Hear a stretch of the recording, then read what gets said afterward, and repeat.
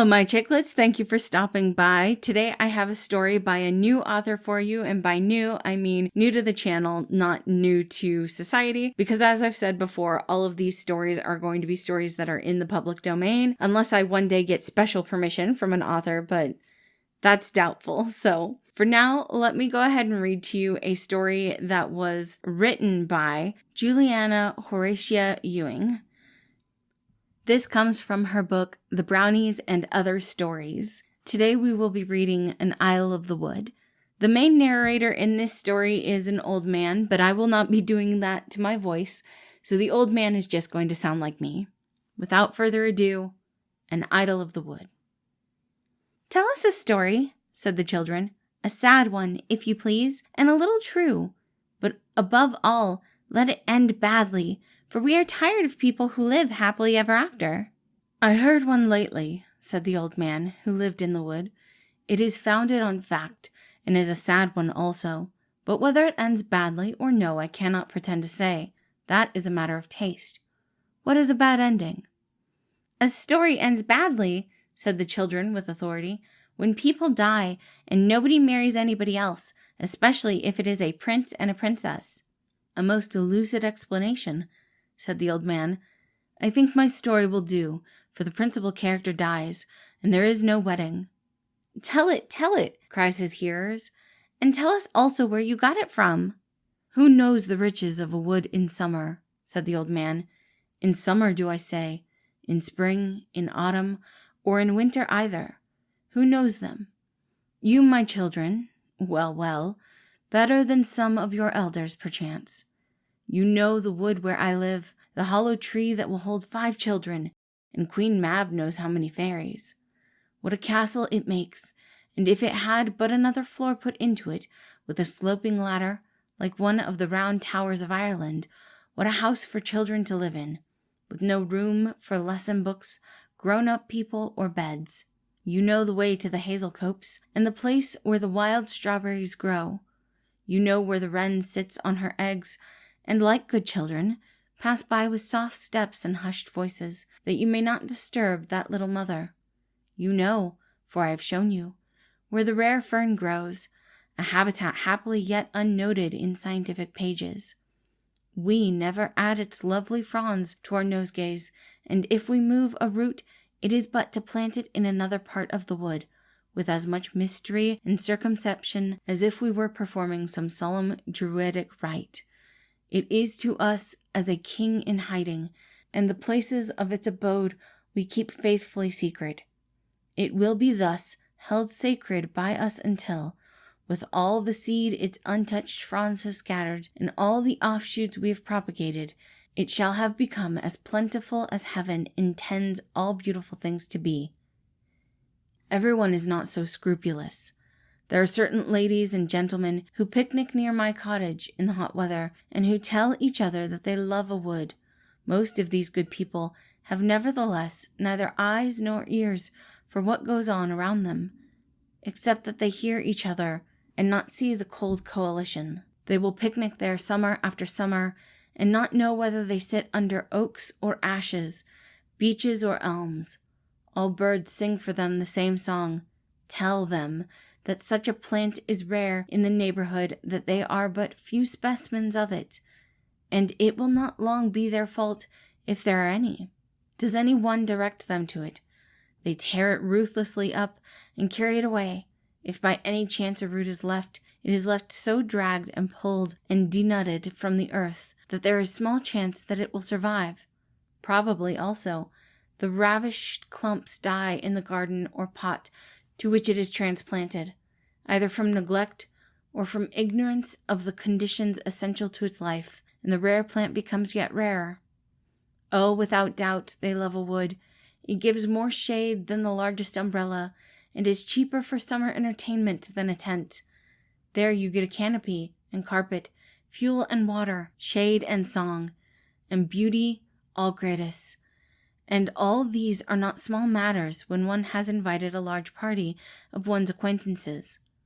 There are insects, it is true, which somewhat disturb our friends, and as they do not know which sting and which are harmless, they kill all that come within their reach, as a safe general principle.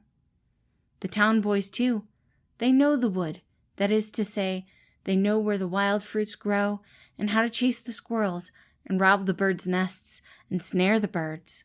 Well, well, my children, to know and love a wood truly, it may be that one must live in it as I have done. And then a lifetime will scarcely reveal all its beauties or exhaust its lessons, but even then, one must have eyes that see and ears that hear, or one misses a good deal. It was in the wood that I heard this story that I shall tell you." "How did you hear it?" asked the children. "A thrush sang it to me one night." "One night?" said the children. "Then you mean a nightingale." "I mean a thrush," said the old man. "Do I not know the note of one bird from another? I tell you, the pine tree by my cottage has a legend of its own, and the topmost branch is haunted. Must all legends be about loves and sorrows of our self-satisfied race alone?" "But did you really and truly hear it?" they asked. "I heard it," said the old man.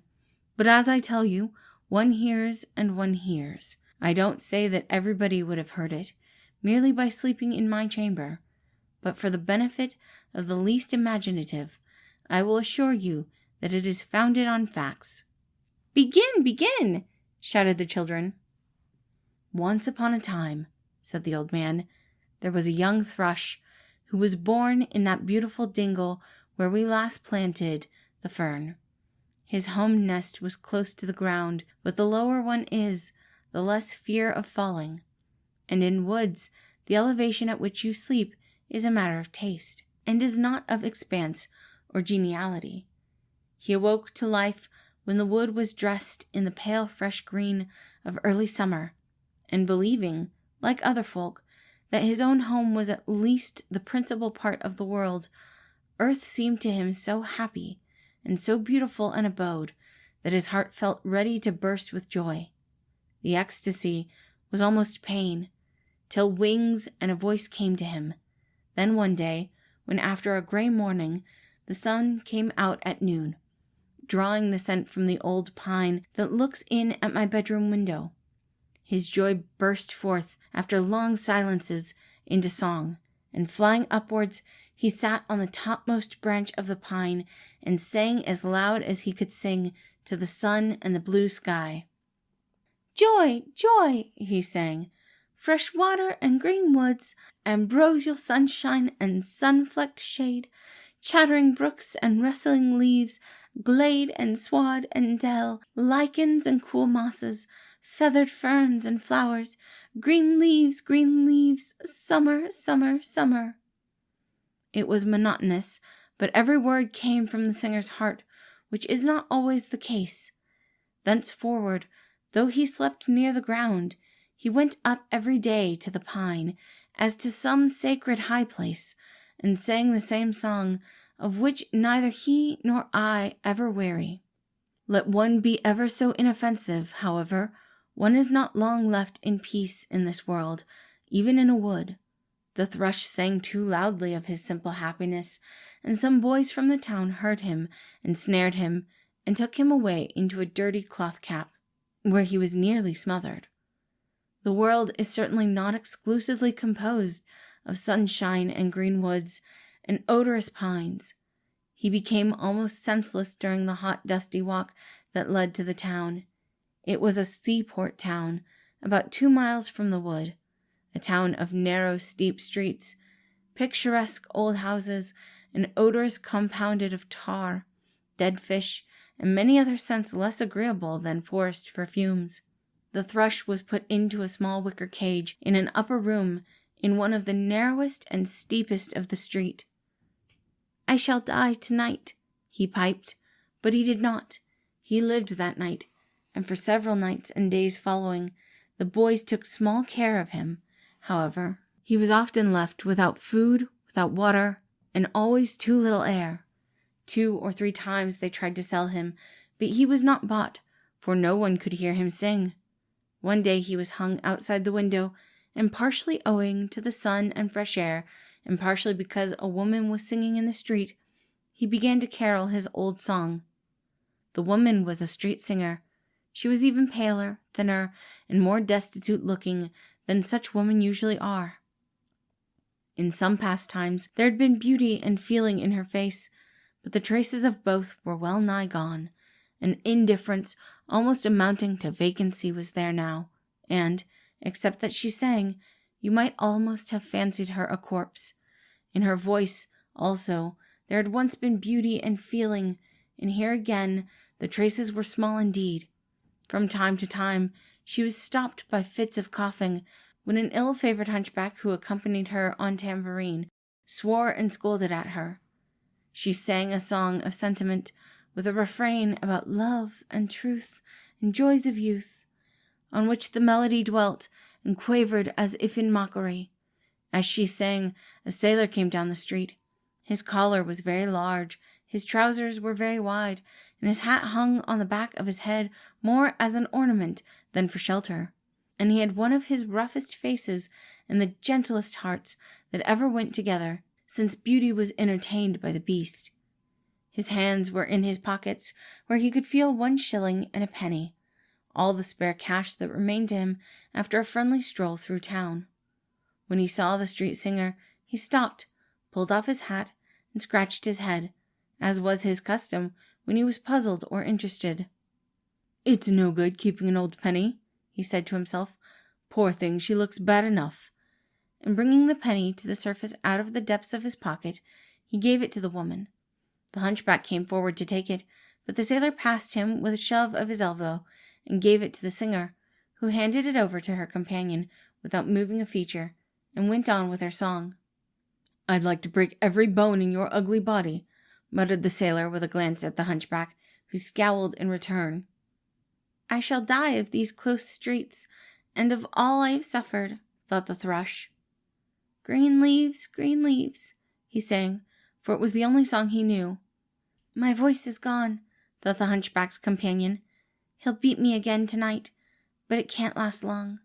Love and truth and the joys of youth," she sang, for that was the song she had learned, and it was not her fault that it was inappropriate. But the ballad singer's captivity was nearly at an end when the hunchback left her that evening to spend the sailor's penny with the few others which she had earned. He swore that when he came back he would make her sing louder than she had done all day. Her face showed no emotion, less than it did when he saw it hours after, when beauty and feeling seemed to have returned to it in the peace of death, when he came back and found the cage empty, and that the long-prisoned spirit had flown away to seek the face of love and truth indeed. But how about the thrush? The sailor had scarcely swallowed the wrath which the hunchback had stirred in him, when his ear was caught by the song of the thrush above him. "You sing uncommon well, pretty one," he said, stopping and putting his hat even further back than usual to look up. He was one of those good people who stop a dozen times in one street and look at everything as they go along, whereby you might see 3 times as much of life as other folks, but it is a terrible temptation to spend money. It was so in this instance. The sailor looked till his kindly eye perceived that the bird was ill cared for. "It should have a bit of sod. It should," he said emphatically, taking his hat off and scratching his head again. "And there's not a crumb of food on board. Maybe they don't understand the ways of birds here. It would be a good turn to mention it." With this charitable intention, he entered the house, and when he left it, his pocket was empty, and the thrush was carried tenderly in his handkerchief. "The canary died last voyage," he muttered apologetically to himself, "and the money always does go somehow or other." The sailor's hands were about 3 times as large and as coarse as those of the boys who carried the thrush before, but they seemed to him 3 times more light and tender. They were handy and kind, and this goes farther than taper fingers. The thrush's new home was not in the narrow streets. It was in a small cottage in a small garden at the back of the town. The canary's old cage was comparatively roomy, and food and water and fresh turf were regularly supplied to him. He could see green leaves, too. There was an apple tree in the garden, 2 geraniums, a fuchsia, and a tea rose in the window. Near the tea rose an old woman sat in the sunshine. She was the sailor's mother, and looked very like a tidily kept window plant herself. She had a little money of her own, which gave her a certain dignity, and her son was very good to her, and so she dwelt in considerable comfort, dividing her time chiefly between reading in the big Bible, knitting socks for Jack, and raising cuttings in bottles of water. She had heard of hothouses and forcing frames, but she did not think much of them. She believed a bottle of water to be the most natural, because it was the oldest method she knew of, and she thought no good came of newfangled ways in trying to outdo nature. "Slow and sure is best," she said, and stuck to her own system. "What's that, my dear?" she asked when the sailor came in and held up the handkerchief. He told her. "You're always a-laying out your money on something or other," said the old lady, who took the privilege of her years to be a little testy. "What did you give for that?" "1 shilling, ma'am." "Tis, tis, tis," said the old lady disapprovingly. "Now, mother, don't shake that cap of yours off your head," said the sailor. "What's 1 shilling? If I hadn't spent it, I should have changed it, and once changed 1 shilling, it all dribbles away in coppers, and you get nothing for it, but spend it in the lump, and you get something you want. That's what I say." "I want no more pets," said the old lady stiffly. "Well, you won't be troubled with this one long," said her son. "It'll go with me, and that's soon enough." Any allusions to his departure always melted the old lady, as Jack well knew. She became tearful and begged him to leave the thrush with her. "You know, my dear, I've always looked to your live things as if they were Christians and loved them too, unless it was that monkey that I never could do with. Leave it with me, my dear. I'd never bother myself with a bird on board a ship if I was you." "That's because you've got a handsome son of your own, old lady," chuckled the sailor. "I've neither chick nor child, ma'am, remember, and a man must have something to look to. The bird'll go with me."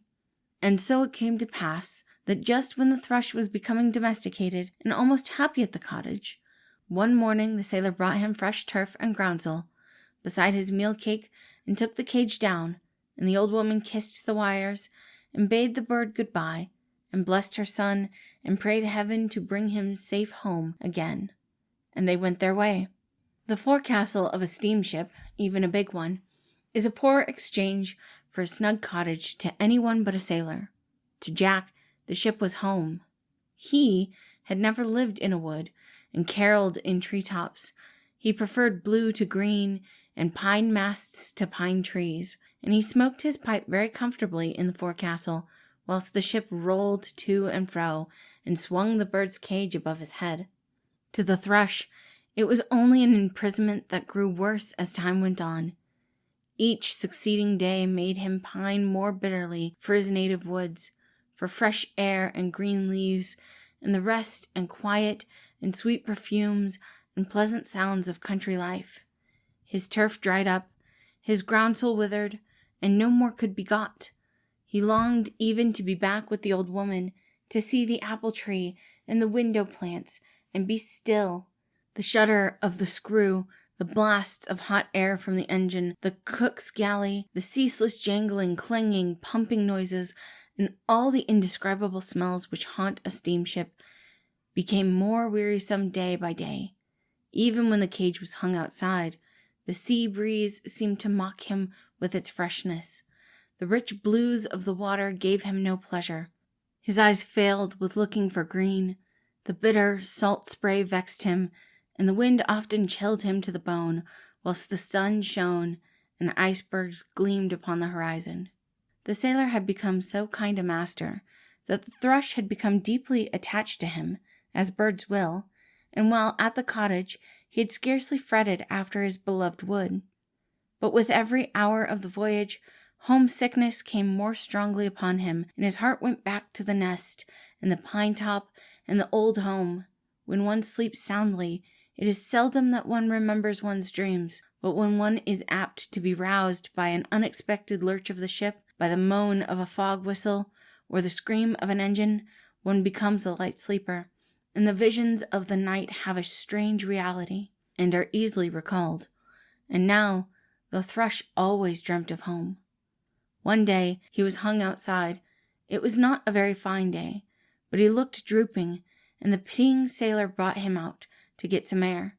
His heart was sore with homesickness, and he watched the seabirds skimming up and down with envious eyes.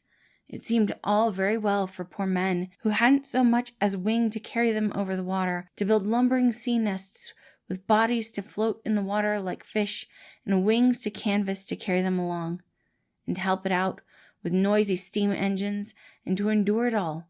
But for him, who could fly over 100 treetops before a man could climb one, it was hard to swing outside a ship and to watch other birds use their wings when his, which quivered to fly homewards, could only flutter against the bars. As he thought, a roll of the ship threw him forward. The wind shook the wires of the cage and loosened the fastening, and, when the vessel rightened, the cage door swung slowly open.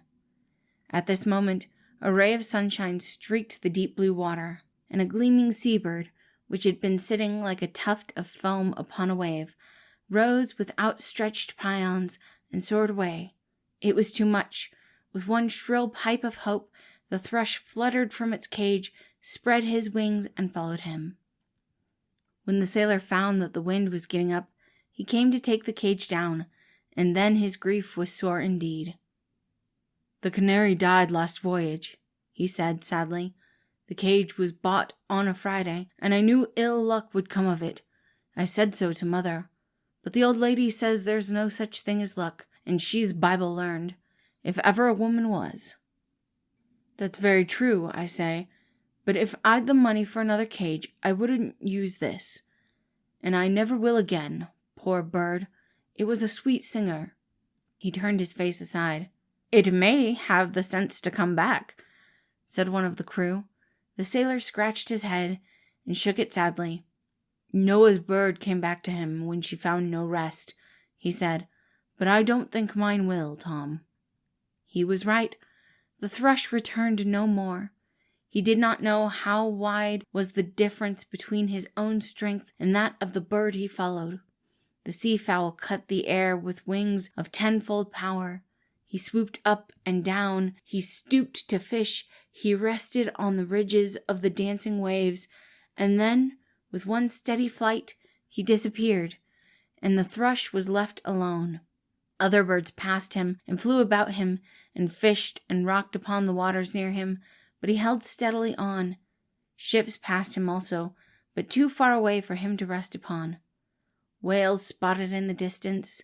The strange fowl screamed, but not a familiar object broke the expanse of the cold sea. He did not know what course he was taking.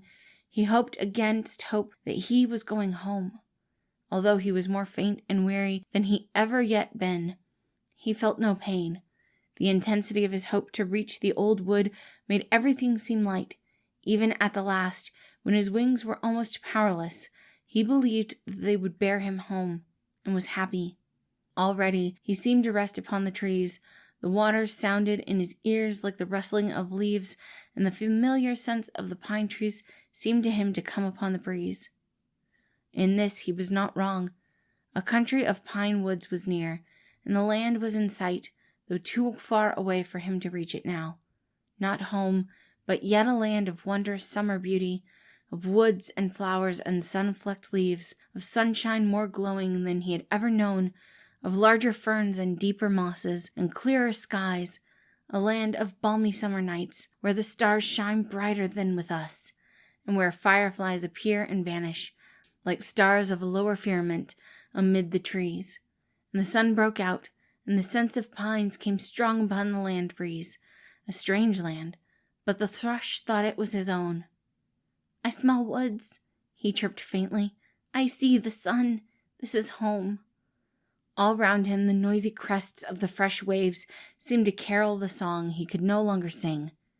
Home, home, fresh water and green woods, ambrosial sunshines and sun-flecked shade, chattering brooks and rustling leaves, glade and sward and dell, lichens and cool mosses, feathered ferns and flowers, green leaves, summer, summer, summer.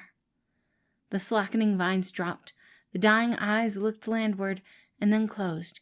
But even as he fell, he believed himself sinking to rest on Mother Earth's kindly bosom, and he did not know it when the cold waves buried him at sea. "Oh, then he did die?" cried the children, who thought they were tired of stories that ended happily. Yet, when they heard it, liked a sad ending no better than other children do, in which, by the by, we hold them to be in the right, and can hardly forgive ourselves for chronicling this o'er true tale. "Yes," said the old man, "he died, but it is said that the sweet ding which was his home, forsaken by the nightingale, is regarded by birds as men regard a haunted house, for that at still summer midnight, when other thrushes sleep, a shadowy form, more like a skeleton leaf than a living bird, swings upon the tall treetops, where he sat of old, and wrapped in a happy ecstasy, sings a song more sweet and joyous than thrush ever sang by day." "Have you heard it?" asked the children. The old man nodded, but not another word would he say. The children, however, forthwith began to lay plans for getting into the wood some midsummer night, to test with their own ears the truth of his story, and to hear the spectre thrush's song, whether the authorities permitted the expedition, and if not, whether the young people baffled their vigilance, whether they heard the song, and if so, whether they understood it, we are not empowered to tell here. Thank you all for listening. As I said earlier, this one is called The Idyll of the Woods. I do hope y'all enjoyed it. I think it's kind of an interesting one. I actually like this more than I like some of the Brothers Grimm one, partially because the kids were asking for an unhappy ending, and it turned around that wasn't what they wanted either. Make sure to leave any comments you have below, and I hope you have a wonderful day.